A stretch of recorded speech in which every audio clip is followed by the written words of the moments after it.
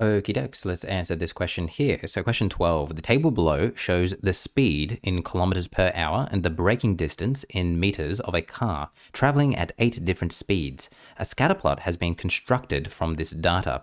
So as you can see, we've got our speed, we've got our distance, and then we've got our scatter plot here. As you can see, we've got a bit of a curve going on there. So we're going to want to linearize this data.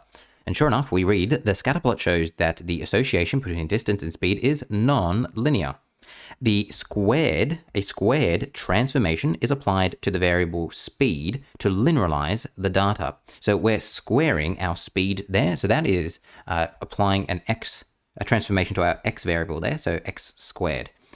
A least squared line is then fitted to the transform data with distance as the response variable. The equation of the least squared line is closest to which of these? So the first thing I would want to do here is just kind of write down what our equation is going to look like. So distance is my response, is going to be equal to a, which is my y variable, my y-intercept, plus b, which is my gradient, times by speed. And we know that we're applying the transformation to speed. So we're squaring speed there. Now, let's see if we can eliminate anything here. We can immediately eliminate d and e because speed squared is on the wrong side. But everything else, it looks like it's pretty much in play here. So that means what we're going to have to do is come to our CAS calculator and put in this information and do it, figure it out with technology. And the reason why I know this is the best way to approach this question is because VCAR tells us. So here is the little VCAR. I just snipped this from the examiner's report for this, and it says the equation is best determined by using linear regression functionality of technology, noting that the explanatory variable is the second column of the table. The scale on the graph was not sufficiently accurate to be able to read data points there. All right, so what are you going to do here? We're going to come to lists and spreadsheets, and as you can see, I've put in XV, so my speed. I've put in YV, my distance right here, and I've just put in them all there.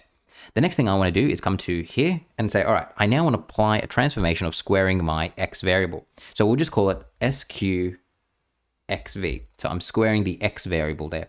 Then you want to come to this cell right here. You want to hit equals. Then you want to go variables. And, oh, now this should be clear for you. See how I've got way too many variables just stored in there. We'll probably want to clear this out just so we're not dealing with so many here. So what we want to do is we want to find, and hopefully you're not in this situation where you've just got so many. Why do I have so many? That's crazy. There should not be that many there. I should have deleted my variables. All right, we want to go to XV. So you shouldn't have that many. There's XV right there. So XV there. And then we want to square it. So we hit square there. Then we hit enter. There are all our variables there. So we've just taken this and we've squared it. The next thing you want to do is go menu, statistics, stack calculation. And you want to go linear regression a plus bx. Then you want to say, as my x, I want my square of xv, and for my y, I want just my y variable. Then I want to hit OK, and now it's going to give me a breakdown of this here. So let's just look at this. As you can see, we're going a plus bx, where a is 0.09185. So remember, this is my y-intercept, is this number right here.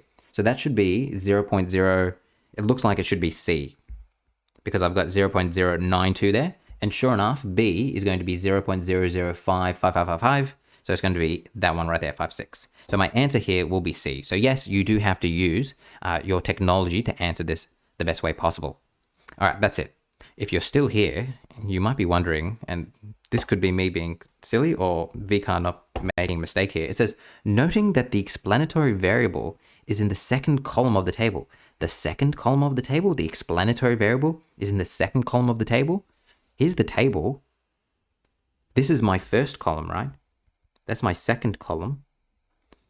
They've told me distance is a response. This is a response. Surely this is the first column. I think we may have found a mistake in the examiner's report, which is not helpful to you at all. But, you know, there you go. Even VCAR makes mistakes. Or I'm an idiot and I read that wrong.